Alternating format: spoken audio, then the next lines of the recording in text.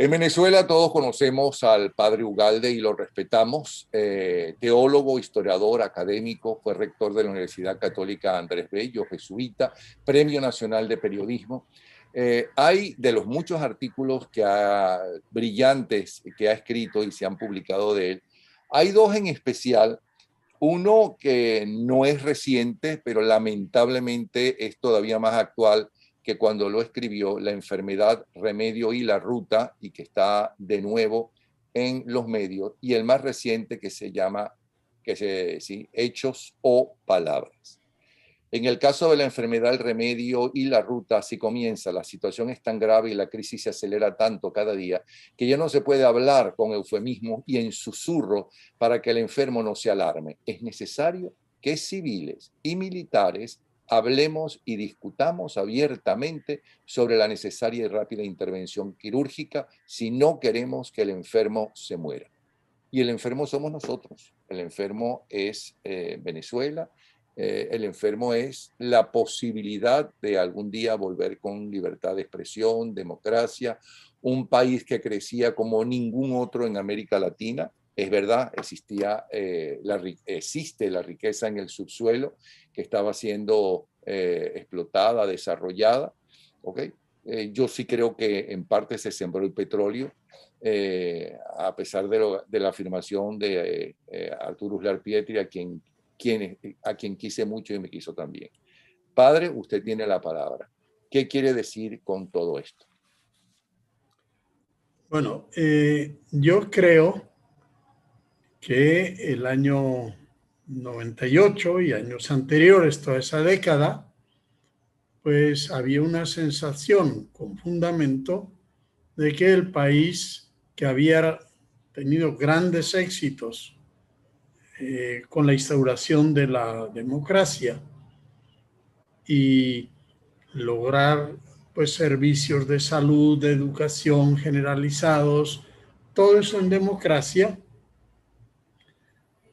pero había una sensación y fundamentada en cifras de que a partir del año 79, pero más se notó a partir del año 83, el país se había estancado, el poder adquisitivo del trabajador estaba disminuyendo, las inversiones públicas y privadas también, y bueno, la gente no lee los informes del Banco Central ni tiene por qué leer, pero siente en carne propia pues aquella situación que había dejado de seguir mejorando el país y no se veían reflejos en la dirigencia económica y la dirigencia política de responder a ese malestar creciente de la población.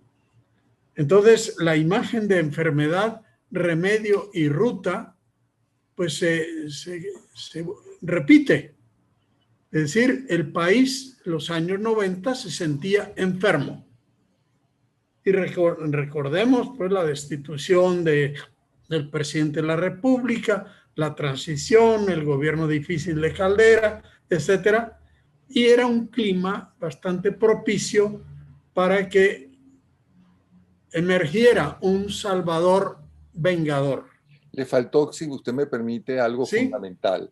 La absoluta división y egoísmo en las elecciones donde gana Chávez Frías y previo a esas elecciones de la oposición democrática, que empezaron a cambiar, mostraban candidatos, los cambiaban, no terminaban de apoyar a un solo candidato para enfrentar a el flautista de Amelín.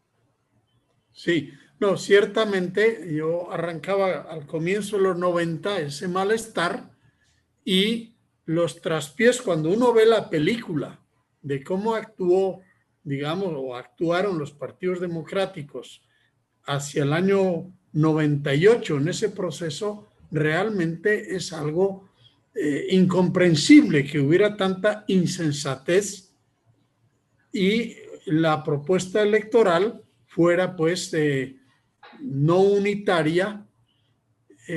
Yo no, eso no sé si lo he contado, sí lo he escrito. El año 98, en agosto, yo fui a Mérida. Nosotros hacemos todos los años retiro espiritual de 8 días y fui a Mérida para eso, y estando allá anunciaron un mitin con Chávez antes de las elecciones. Faltaban 3 meses. En las encuestas Chávez iba subiendo, todavía no era claro el triunfo. Y fui como 1 hora antes a hablar con la gente, a escuchar. Bueno, había un fervor, una esperanza muy grande. Y después escuché el mitin de Chávez. Y ya entonces escribía yo periódicamente en la prensa, y escribí un artículo que además se lo puedo enviar, porque eso está, un artículo que se llama El gobierno de Chávez. Y ese artículo sustancialmente dice lo siguiente: bueno, que estuve ahí, que sentí el fervor de la gente, el entusiasmo que la gente tenía, y cuando oí el mitin y las propuestas de solución, ¿no? Estamos la enfermedad, el remedio y la ruta. Y las propuestas de solución, pues eran, lo digo yo en el artículo, los lugares comunes de la izquierda en la década de los 60.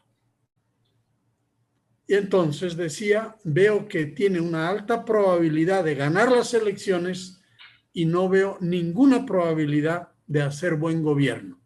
Va a ser una especie de suicidio colectivo. Y al mismo tiempo, en ese artículo critico también a las otras alternativas. Decía, no responden pues a la enfermedad que tiene el país. Pero claro, Chávez, la figura de Chávez como castigador del Partido del Pueblo y de otros partidos que habían tenido mucho apoyo, era atractiva, y no solamente castigador, sino prometedor de una solución. Yo no voy a entrar ahora en eso, pero quiero decir que esa sensación de que el país necesitaba un cambio significativo, yo nunca voté por Chávez, pero lo entendía perfectamente. Yo hablé con la gente y escuchaba ese fervor.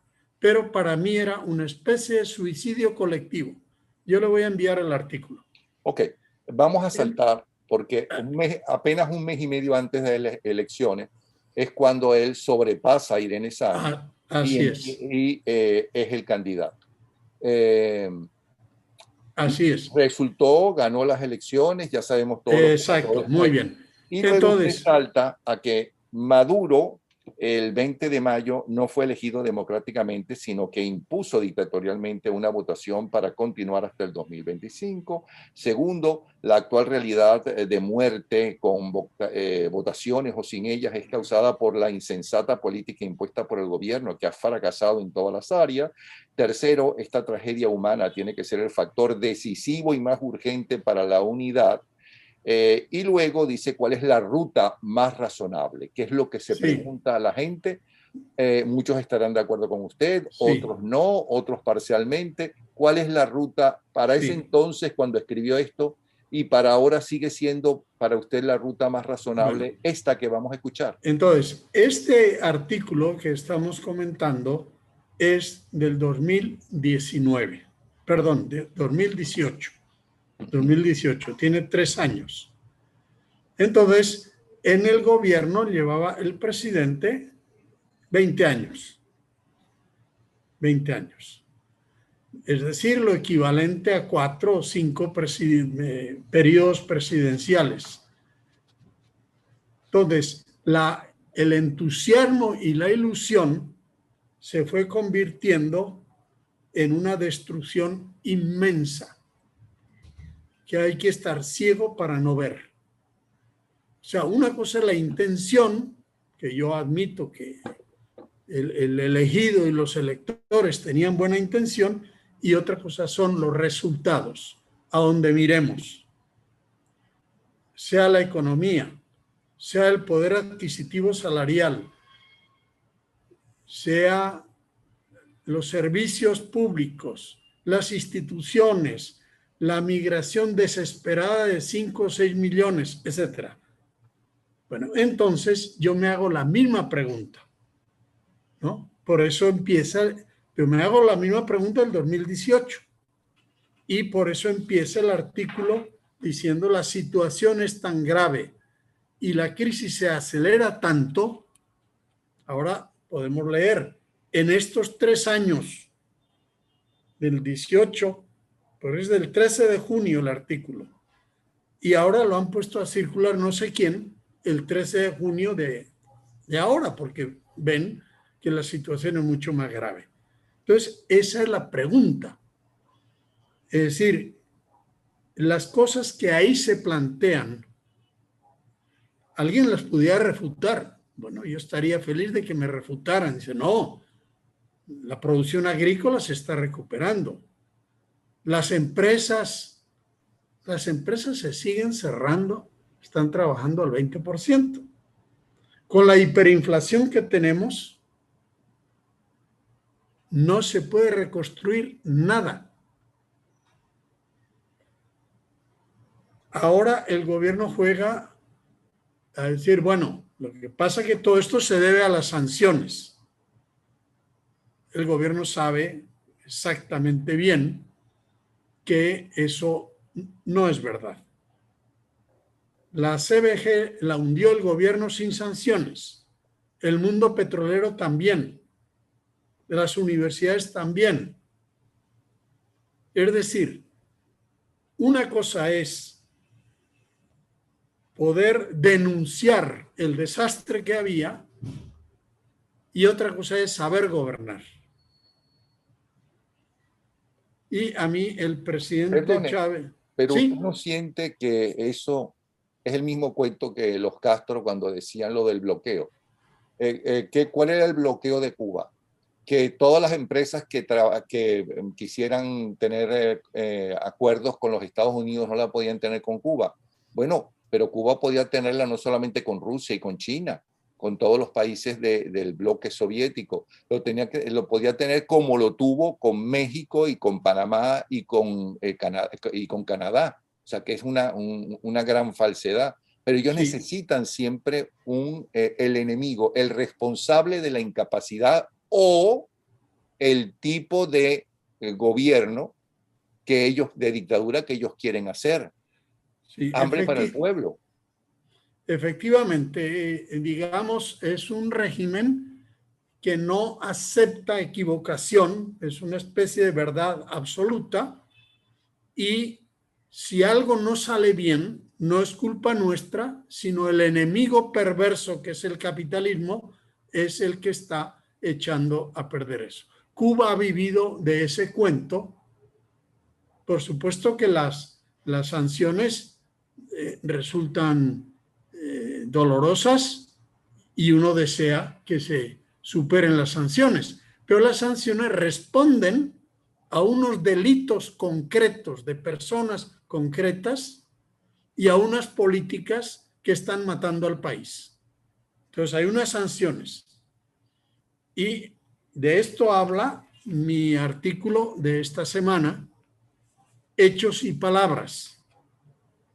Es decir, las sanciones se pueden quitar, pero el que pone las sanciones dice, yo lo sancioné a usted porque usted eliminó la democracia en el país, porque usted se robó miles de millones de dólares, porque usted tiene presos políticos, usted hizo que 5 millones abandonando todo tuvieran que ir por el mundo buscando cómo sobrevivir, etcétera. Entonces, en este momento lo que se plantea, hay dos palabras que están sobre el tapete, que es la palabra elecciones y la palabra negociación. Y quiero decir algo sobre estas dos cosas, que lo digo en mi artículo, pero de todas maneras iba a decir algo. Sí, que ayer estábamos conversando, bien interesante la conversación, con un abogado, historiador y político chileno, Gonzalo Arenas, que estaba hablando de cómo es el trabajo que han hecho para triunfar, como están triunfando, ¿okay?, en América Latina, ¿no? Y estamos viendo el peligro en Colombia, que las encuestas dan mayoría en este momento a Petro, en lo que sucedió en Perú, lo que está sucediendo en Chile, que las encuestas en las próximas elecciones de gobernadores le dan la mayoría a la centroizquierda, y lo que uno siente con Lula en Perú y su popularidad. Entonces allí él explica exactamente y de dónde salen esas ideas, y es algo que hemos visto en Venezuela y que estamos viendo, por ejemplo, en México, y que estamos viendo en Chile. O sea, que es un patrón que les está funcionando. Y uno siente, porque mire, problemas y graves sociales los hay en todos los sistemas y en todo el mundo, con la diferencia que en los sistemas democráticos liberales, ¿no?, la gente puede protestar y eso sale en los medios de comunicación y hay presión y entonces hay votaciones y uno puede cambiar el presidente o uno en las elecciones regionales cambiar al gobernador. Pero en estas dictaduras no se puede absolutamente cambiar, ni siquiera hablar. Pero están utilizando ese descontento social, ¿okay?, para dividir a la sociedad e implantar el odio. Eso es lo que en resumen nos decía ayer Gonzalo Arenas. Sí, bueno, ese es un principio general.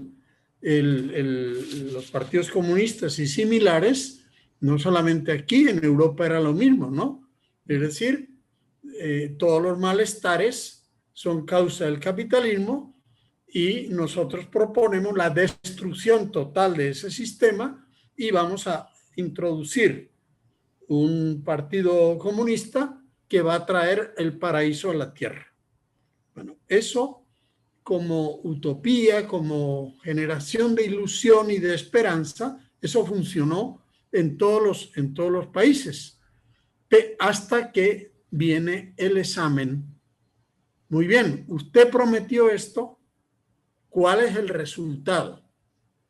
Y eso pasó en Chile, pasó con Velasco Alvarado en Perú, pasó en Nicaragua, pasa en Cuba, pasa en Venezuela.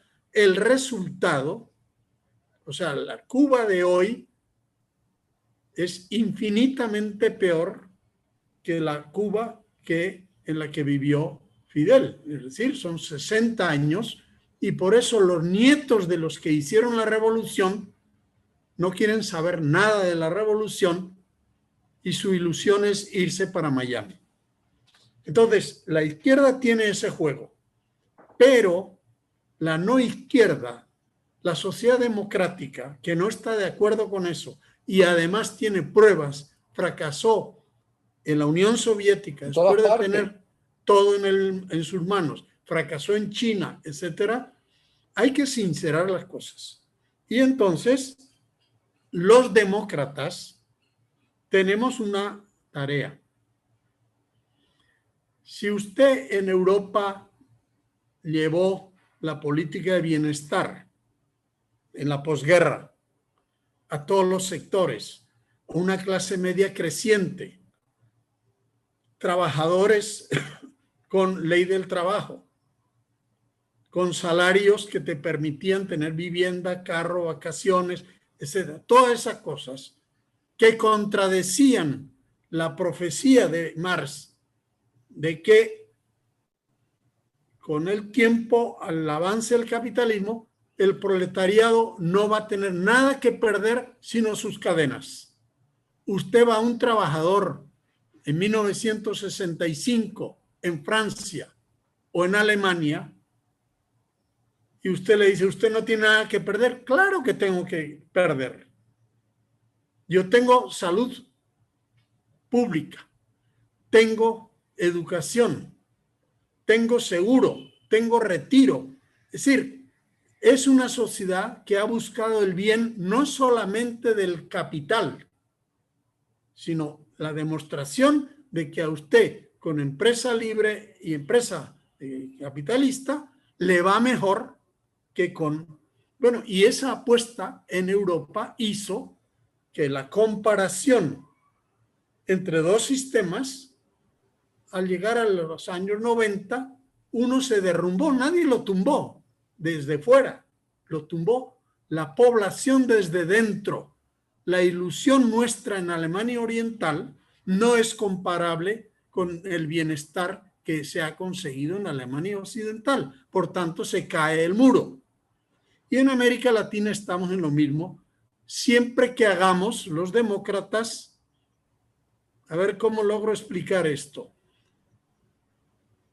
Nosotros necesitamos una sociedad, nosotros y cualquier sociedad, donde los dirigentes no confundan su bienestar con el bienestar de la totalidad.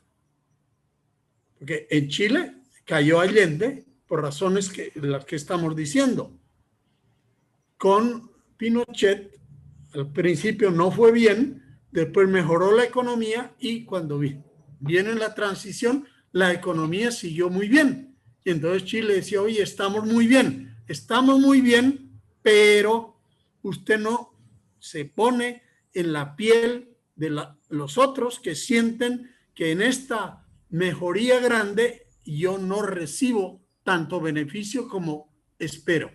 Porque, perdone que le interrumpa, ¿Sí? todos, no solamente la dirigencia política, vivimos en un globo, en globos, y más ahora con las nuevas tecnologías. Yo entonces voy a ver los twitters y me voy a fijar en los twitters que dicen lo que yo pienso, porque yo considero o lo que me gusta escuchar.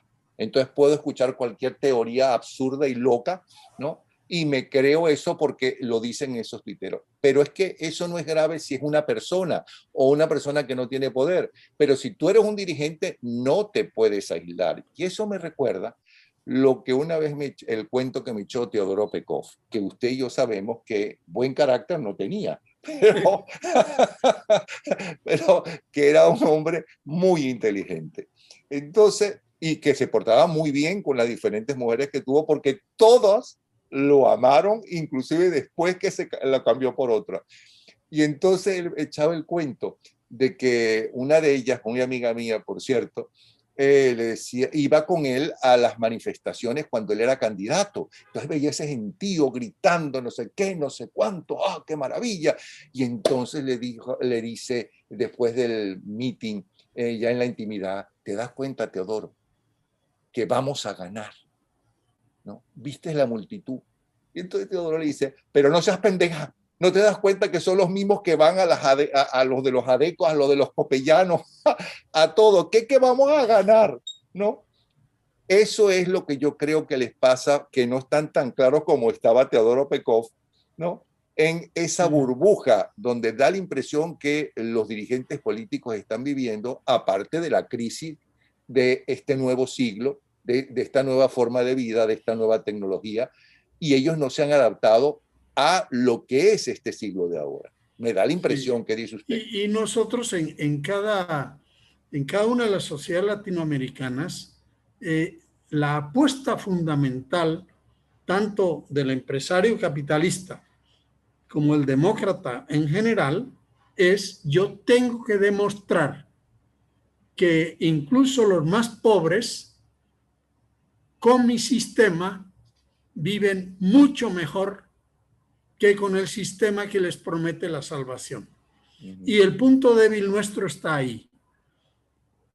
Si nosotros sustituimos una situación con decir, mire, usted deje libre la empresa y eso va a ser milagro, no hace falta ninguna política social de nada.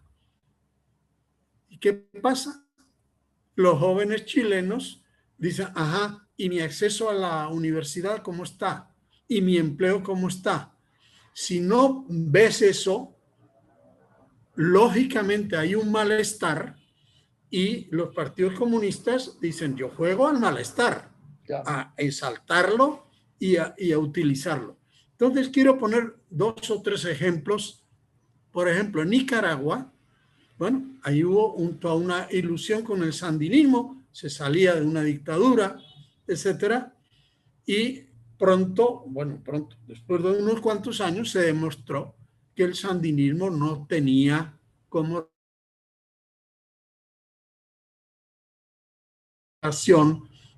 fue creciendo sin llegar a los extremos de Venezuela, pero sí. Bueno, y Violeta Chamorro les ganó. y ella significaba el echar a la basura, digamos, el sandinismo como mito. Pero ¿qué pasó? A la vuelta de los años, esos demócratas no supieron convencer a la población de que tenían una solución que Ortega no tenía. Padre, pero lo que yo siempre digo, o sea, los izquierdistas, ¿no?, se trabajan como minoría. Entonces, yo estoy en contra de lo que usted dice, pero hemos resuelto que la mayoría está de acuerdo con su proposición. Aunque yo no esté de acuerdo, me callo y además la mayoría hace lo que usted ha decidido, aunque yo considere que no es así. Los demócratas son todo lo contrario y es por eso que no se unen. Entonces, yo no estoy de acuerdo con usted, salgo a los medios, ¿no?, a decir, es que el padre Ugalde está equivocado por esto y esto y esto y esto y esto. Es que el padre Ugalde era así y así y así, ¿no? Y como en una democracia todo eso se puede decir, pero en una dictadura hay que quedarse callado, ¿no? Eso es parte de esa división que ellos necesitan, no de ¿cómo se llama?, que si con un odio a una cosa concreta, eso que llaman oposición, esos son los enemigos. Porque creo que ya no existe eso de izquierda y derecha.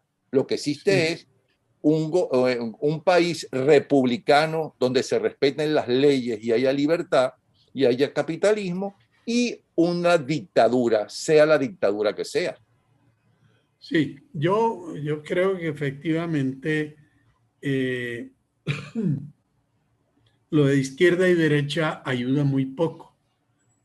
Hoy lo que hace falta es una derecha, ya no es derecha, pero digamos, unos demócratas capaces de demostrarle a la población, a toda la población, que con ellos hay las libertades, las posibilidades de vida digna, los ingresos, el trabajo, etcétera, que el otro no es capaz de hacer. Esa es la apuesta, y esa es la apuesta en este momento en Venezuela. Lo que está, a mi modo de ver, sumamente claro es que cada día que continúe el régimen actual venezolano, el país está peor. Ese artículo mío de hace 3 años, hoy cualquiera que lee dice, bueno, hoy la situación del país no ha mejorado, sino ha empeorado. Tenemos una hiperinflación con la cual nada se puede hacer. El salario no sirve para nada. Nadie va a invertir en Venezuela. Y eso lo sabe la gente del gobierno de facto que tenemos. Tan mal informados no están. Entonces, ahí es donde entro yo en el segundo, en este artículo de esta semana, que el gobierno sigue con las palabras prometiendo y proclamando bondades. En Venezuela todos tienen las 3 comidas, disparates de ese calibre que los mismos chavistas saben que eso es mentira porque ellos están pasando hambre. Yo conozco chavistas en el barrio donde trabajo que están pasando hambre y piden limosna de comida a la comunidad cristiana. Entonces, ya no es la ilusión, que podría ser legítima, sino en este momento hay que sincerar la realidad para empezar a construir. Entonces tenemos sobre el tapete 2 cosas. Una, bueno, hay que hacer unas elecciones democráticas tal como manda la Constitución. Muy bien. Pero el gobierno, ¿qué dice? No, elecciones en noviembre, solo municipales y solo regionales. Y presidenciales ni hablar, y parlamentarias tampoco. Es decir, justamente la promesa de elecciones no es para abrir el juego hacia la democracia, sino para bloquearlo. Entonces se dice, bueno, con solo elecciones en noviembre y limitadas, aunque pudieran ser buenas y algunos participarán, no cambiamos esto. Esto es tan grave que requiere un cambio mucho más fundamental. Y por eso en mi artículo, este último, digo, para reconstruir a Venezuela no hay más camino que lograr acuerdos básicos fundamentales con decidido cambio de modelo. Con este modelo no hay nada que hacer. Y sumar las fuerzas posibles hoy enfrentadas para que la deseada reconstrucción democrática no sea un estrepitoso fracaso. O sea, pongámonos ya en la etapa de la construcción, y a esa etapa tenemos que llegar en un estado de ánimo distinto, y por eso no se resuelve con solo una negociación de 8 representantes del gobierno y 8 de la oposición, donde sea, sino tiene que ser un diálogo multicolor de millones de venezolanos que descubren su necesidad de convertirse en ciudadanos. Es decir, esto no lo cambia solo esa negociación, y cada uno eso lo vive a su manera. Si yo soy sembrador de papa, bueno, yo lo que quiero es que haya semilla, que haya camino al mercado, que haya transporte, y cada uno de esa manera, ¿no? Eso es perfectamente posible en Venezuela. Eso lo tuvimos. No es una ilusión, no es una utopía imposible. Entonces, ahora, al extremo donde hemos llegado, la deuda, el actual régimen lo llevó de 25.000 millones a 150.000 millones, es impagable, hay que renegociarla, y la renegociación tiene que ser con los multilaterales y con países democráticos que están dispuestos a colaborar. Entonces, esto es un asunto de vida o muerte. Entonces, no necesitamos solo que nos quiten las sanciones. Necesitamos que esos países democráticos, por decir Estados Unidos, Europa, etcétera, se conviertan en una relación amistosa con Venezuela y la reconstrucción de Venezuela, y de fuerte colaboración. Eso es lo que está en la negociación. Y apenas en unos días, Europa y Estados Unidos por primera vez dicen: estamos de acuerdo, no reconocemos las falsas elecciones que se hicieron, hay que redemocratizar, y la reconstrucción del país significa cambio de modelo. Porque con el gobierno ha intentado de diversas maneras mantener el modelo estatista y de control total típico del Partido Comunista, pero atraer algunas inversiones.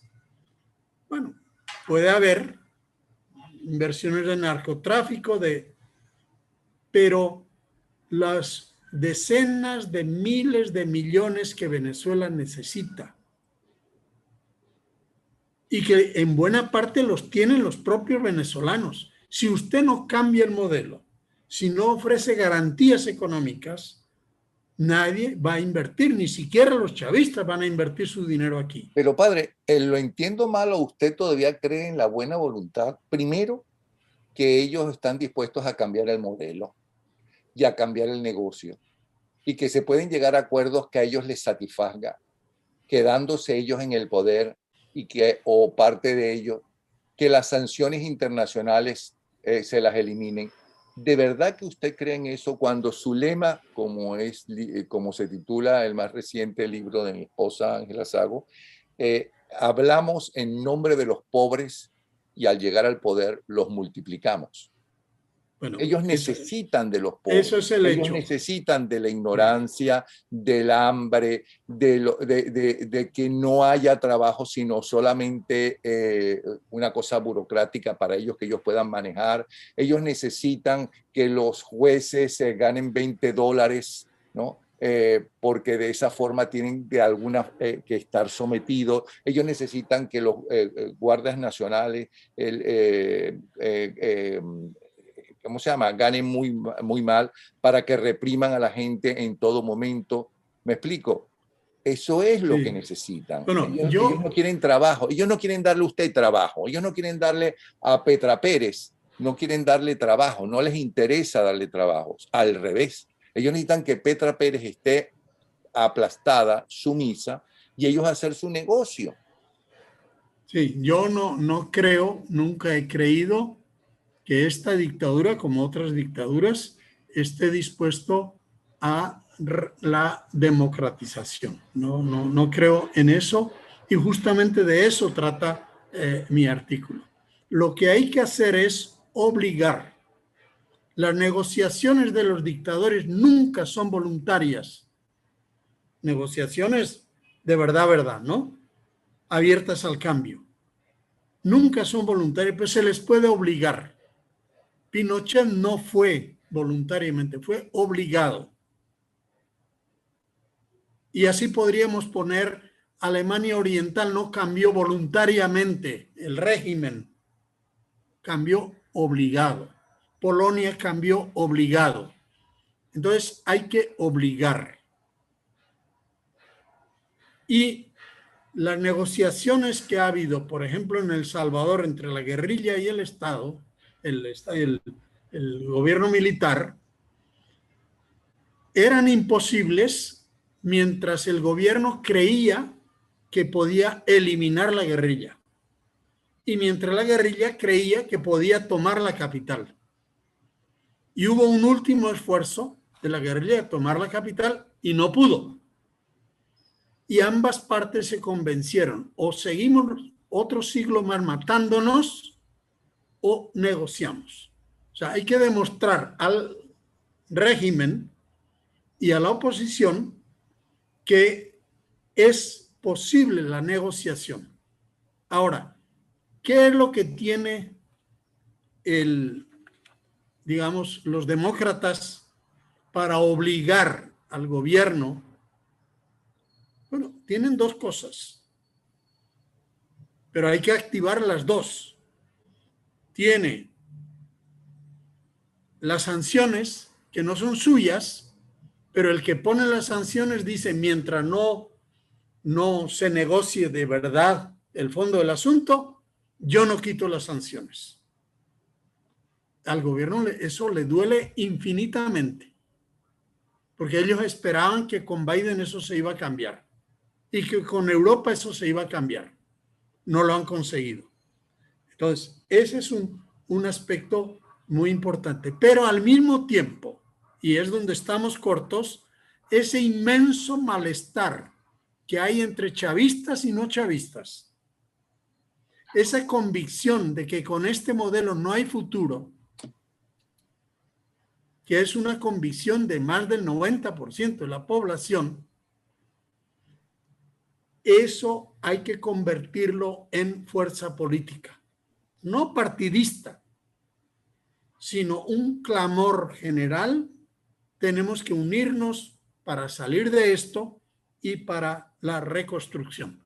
Y entonces mi artículo se refiere, cuando hablo de hechos o palabras, se llama así el artículo, el país quiere hechos. No me basta que usted me diga que va a haber elecciones o que vamos a negociar. Y yo pongo 10 puntos. En el mismo momento que el gobierno habla de elecciones y habla también de que sí, que bueno, vamos a negociar, primero, tenemos la experiencia de que nos mintieron siempre y que la negociación fue para ganar tiempo. Entonces, ¿qué garantías puedo tener yo de que esta vez no va a ser así? Entonces, ahí es donde hay que apretar las tuercas. Es decir, no ir ingenuamente, no.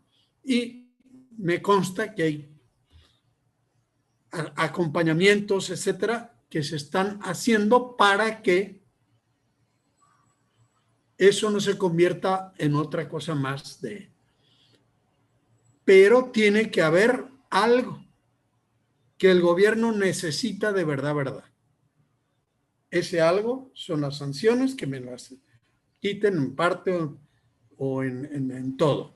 Entonces el otro lado le dice, mire, si usted da pasos significativos hacia la democracia, damos pasos significativos en ir quitando las sanciones. Este sería el segundo punto. Sí, y para mí, yo traigo entonces, se está hablando de esto, pero el gobierno al mismo tiempo, porque yo tengo que saber, bueno, ¿lo está hablando de verdad, verdad, o me está mintiendo? Entonces en el artículo dice, el gobierno de facto que tenemos va en dirección a la democracia o va en dirección contraria. O sea, no es que, bueno, tenemos cosas antidemocráticas, pero ya las vamos desmontando. No, no, las están montando. Y entonces los 10, yo quisiera mencionar los 10 puntos que no son opiniones de Luis Ugalde, porque eso no tiene ninguna importancia, sino que son hechos medibles, que nadie me puede decir, eso que dice usted es mentira. 1. Criminalización de las ONG. Eso es de ayer, de estos días. La sociedad civil organizada en iniciativas concretas no está del todo controlada. Bueno, acaban de hacer, no es una ley, pero para los efectos es una ley en la cual yo, gobierno, controlo, quiero controlar y pongo los medios jurídicos para controlar. Usted en principio es un delincuente conspirador y tiene que demostrar su inocencia. Y asimismo con los organismos internacionales que le ayudan a usted. Eso no es que estaba ahí, lo está montando en el mismo momento que dice que yo voy hacia la democracia. 2. Control total de los medios de comunicación social con exclusión de la sociedad. Eso, por supuesto, estaba, pero con lo que ha hecho con el Nacional, etcétera, no tiene ninguna intención de liberalizar, de democratizar, sino todo lo contrario. Eso se ha reforzado en estos días con unas decisiones tan arbitrarias e injustificadas como las que ha tomado contra el Nacional. Y bueno, sabemos todos los comunicadores las limitaciones que tienen. 3.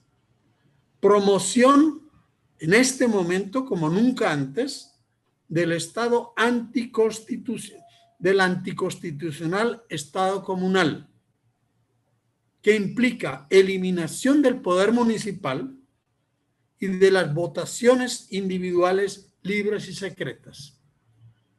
Es decir, que nos está llevando a unas elecciones municipales y al mismo tiempo está haciendo una ley donde desaparecen los municipios y desaparecen las elecciones individuales y secretas. Porque en la sociedad comunal la votación es a mano alzada. Eso ya lo introdujeron, quitaron los diputados del Amazonas y metieron la elección en grupo y a mano alzada, en el cual el poder controla todo. Así son las elecciones cubanas, en las cuales siempre el régimen obtiene el 90 y pico % de los votos. Otra cosa sería si el voto fuera secreto. 4. Mantenimiento del secuestro de los partidos opositores y sus tarjetas. Usted me está diciendo, vamos a elecciones y el partido AD, el partido COPEI, el Primero Justicia, Nuevo Tiempo, todos están secuestrados y me quitó usted la tarjeta y se la dio a su amigo. 5. Inhabilitación, persecución y exilio de dirigentes democráticos. ¿Cómo vamos a ir a elecciones? Usted tiene que habilitar. Es decir, si todo candidato que era un peligro para usted lo eliminó, lo inhabilitó, lo persiguió, lo mandó al exilio, entonces, cuando usted me dice, no, yo voy camino a la democracia, yo le digo, ojo, Yo tan tonto no soy. Usted está haciendo eso y no ha demostrado voluntad de cambiar eso. 6. Centenares de presos políticos, civiles y militares. 7. Es verdad que en el CNE algunas cosas han mejorado, pero se hizo de tal manera que el control está en manos del régimen. Hay 2 personas que vienen de otras situaciones y ellos, el CNE, no puede cambiar estas cosas. Se lo tiene que cambiar el Ejecutivo y Judicial. De manera que la dictadura se mantiene. El CNE puede cambiar, puede revisar el registro, etc. 8. Discriminación en toda la vida nacional con el carnet del partido oficial y la división entre patriotas y la derecha delincuente, que como tal debe ser excluida y perseguida, como en Cuba, los patriotas y los gusanos. Entonces, mientras tú tengas una sociedad en la cual los que estamos en el poder somos patriotas y los demás son gusanos perversos, conspiradores, etcétera, bueno, eso se mantiene, no es que están desmantelando eso, se mantiene. 9. La Fuerza Armada Bolivariana es y debe ser partidista. Todo esto va contra la Constitución, pero la Fuerza Armada es y debe ser partidista. Y quien no lo sea es enemigo de la patria. Pero cualquier militar que no se agacha la cabeza y se hace partidista, bueno, yo lo puedo tratar como enemigo de la patria. Rodríguez Torres, que fue ministro del Interior, etcétera, etcétera, el día que empezó a cambiar, lo pusieron preso y ya está. Preso y aislado. 10. Mantenimiento de la injerencia cubana en los núcleos decisivos. Entonces son 10 hechos que en el momento que me están hablando, oye, vamos a negociar, vamos a dar, es un primer paso a las elecciones, uno dice, sí, yo quiero eso. Quiero la negociación, quiero las elecciones. La mayoría de los venezolanos quiere, pero no quiero que me engañe. Y para saber si quiere engañarme o no, mido estas 10 cosas, que podrían ser muchas más, ¿verdad? Estas 10 cosas. Entonces, ellos están tratando, por ejemplo, de reactivar la economía, pero dentro de este modelo no es posible. Es posible que alguien invierta en el negocio del oro o con la droga o en un bodegón, ese tipo de cosas. Pero aquí estamos hablando de miles de millones de dólares y un país que recupera la democracia, recupera la libertad. Y bueno, entonces, para esto necesitamos el apoyo internacional unido y con sanciones, pero al mismo tiempo una ciudadanía movilizada. O sea, existen millones de venezolanos desesperados. Existen ministros de este gobierno desesperados y convencidos de que esto no lleva a ninguna parte buena. Existen muchos generales convencidos de que esto es un infierno, de que en Apure hicieron el ridículo, etcétera. Pero, ¿cómo lograr que eso se active? Por eso termino hoy el artículo. Necesitamos una ciudadanía movilizada para elecciones integrales, es decir, elecciones locales, regionales, parlamentarias y presidenciales. Y una negociación no ingenua y por encima de partidismos con una presión internacional en la que Europa y América unidas se den la mano en ayuda a la vida digna y libre de los venezolanos. Entonces, a mi modo de ver, el reto para la dirigencia opositora y la dirigencia empresarial también es lograr eso. Y no, digamos, el tema es el contacto de los dirigentes con la población. Está muy reducido porque están en el exilio, están perseguidos, no es fácil, pero en el fondo del corazón de muchos millones de venezolanos están deseando el cambio. Ahora tienen que decir, bueno, a ver si Guaidó me trae la solución o Capriles o no sé quién. Bueno, tienen que decir, ¿y qué voy a hacer yo para que unidos a los otros millones obliguemos al gobierno a abrir la puerta de la transición? ¿Y qué le recomienda usted a esa persona hacer cuando se pregunte qué voy a hacer yo? Si le pregunta a una de esas personas, ¿qué voy a hacer yo? ¿Qué puedo hacer yo? ¿Qué le respondería? Muy bien. Usted es profesor de la UCB o de la Simón Bolívar o es alumno. Yo no voy a pedir que proteste porque no hay luz eléctrica en el Tigre, sino que usted piense en el futuro de la UCB y de la Simón Bolívar, que hoy son unos cadáveres, desgraciadamente. Entonces, pelee ahí, en ese terreno. Movilícese ahí. Si usted tiene 20 universidades con cientos de miles de estudiantes, cada uno que pelee en su terreno. Ustedes son enfermeras. Bueno, vamos a ver las enfermeras. ¿Qué hay que hacer para esto? ¿Qué hay que hacer para lo otro? Es decir, cada uno desde el dolor que está viviendo. Hay que convertir el dolor en una fuerza de cambio político. Y saber que yo formo parte del gran conjunto.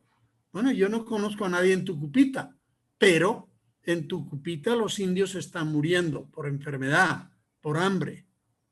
Bueno, entonces la dirigencia tiene que ayudar en ese sentido y tiene que ayudar a visualizar. Cuando protestamos, la protesta no es para que haya elecciones, eso es un medio, es para que haya vida en Venezuela, para que haya vida en Venezuela, para que haya libertad, para que tengamos los medios. Todo eso lo tuvimos, con defectos naturalmente, pero lo tuvimos. O sea, no es que es imposible que eso solo lo pueden tener los gringos o los ¿cómo se llama? Los alemanes. No, no. Todo eso lo tuvimos en Venezuela.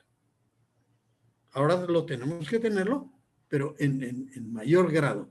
Ahora, solamente en la medida que nos convirtamos en ciudadanos corresponsables de esto que estamos viviendo, tendremos salida.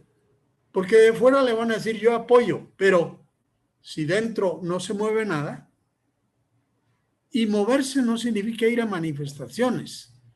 En otro momento tal vez sí. Puede ser ir a elecciones, pero con los ojos abiertos. Usted puede ser, mira, yo en Mucuchíes, pues voy a ir a la elección municipal, este es alcalde, tal. Lo importante es movilizar a la gente y no remitir eso a una negociación de 6 de este lado y 6 del otro, 8 de aquí, 8 de allá. Y esa movilización, por ejemplo, todavía no se sabe si van a ir o no a estas elecciones, pero puede ser razonable una cosa o puede ser la otra, siempre que se logre la movilización. Organizarse. Usted, oposición, no puede ir con 5 candidatos a alcalde. Si hace eso, es un irresponsable. O sea, la unión no es, no, es una unión mayor que trasciende ese primer impulso de que, el candidato o es mío o si no, no le apoyo. Eso es lo que se hizo el año 2015, ¿no? Yo me acuerdo de una reunión en julio de ese año donde muchos analistas muy críticos convocamos a una reunión apoyado por la conferencia, presidente de la conferencia episcopal, a los partidos le dijimos, mire, están divididos, esto es una locura, van a hacer el ridículo en diciembre. Y estuvimos 3 horas y se les dijeron las cosas. Ellos se les dijo, usted no tienen derecho de palabra ahora, oigan. Y en la segunda vuelta hablan ustedes. Y estaban de cada partido los 2 principales, presidente, secretario o lo equivalente. Bueno, después de esa reunión fueron capaces de hacer planchas unitarias, listas unitarias y arrasar en las elecciones. Ahora la situación del país es mucho más grave, mucho más desesperante. La gente, chavistas o no chavistas, están esperando una tabla de salvación. Entonces tenemos que ponernos a esa altura. Y por eso llamo yo el artículo hechos o palabras. Ya nadie cree en las palabras, ni de las del gobierno, ni las de la oposición. Todo el mundo está desengañado. Pero si la gente ve hechos significativos, ahí se va a activar. Esa es mi opinión personal. Bueno, pues bien interesante, como todo lo que usted hace, Padre Ugalde. De verdad que es un lujo tenerlo aquí y escucharlo. Espero que muy pronto esté de nuevo con nosotros. Y vamos a decir que todo lo que usted dijo es parte de 2 artículos que les anuncio que a través del Twitter vamos a multiplicarlos. El Twitter de Napoleón Bravo. Creo que mi Twitter es Napoleón Bravo. No sé por qué no lo leo. Pero bueno, yo no leo mi Twitter. Entonces, porque lo mando. Un artículo de años atrás que está más vigente que nunca, la enfermedad, el remedio y la ruta, y el más reciente de los artículos del Padre Ugalde, hechos o palabras. Sería interesante inclusive que los comentara. De verdad que muchísimas gracias, Padre. ¿Sí? Muchas gracias a ti, Napoleón. Yo sé que estos son tiempos muy, muy difíciles para los comunicadores, por eso estoy yo tan agradecido de que ustedes se mantienen de pie, donde puedan estar, sea aquí o fuera, igualdad, cada uno desde sus posibilidades, y yo creo que eso es importante. Lo peor que nos puede pasar es tirar la toalla y rendirnos y decir aquí no hay nada que hacer. Y bueno, yo afortunadamente estoy dentro y seguiré, gracias a Dios, dentro. Y hay muchísima gente que cuando lee una cosa de esas dice, bueno, pues sí, yo estoy totalmente de acuerdo, pero necesitamos pues una recuperación del liderazgo y recuperación de la actitud de cada uno diga mucho o poco qué voy a aportar. Habrá veces que yo no puedo aportar nada sino mi conversación con la vecina, pero eso es importante, convérselo.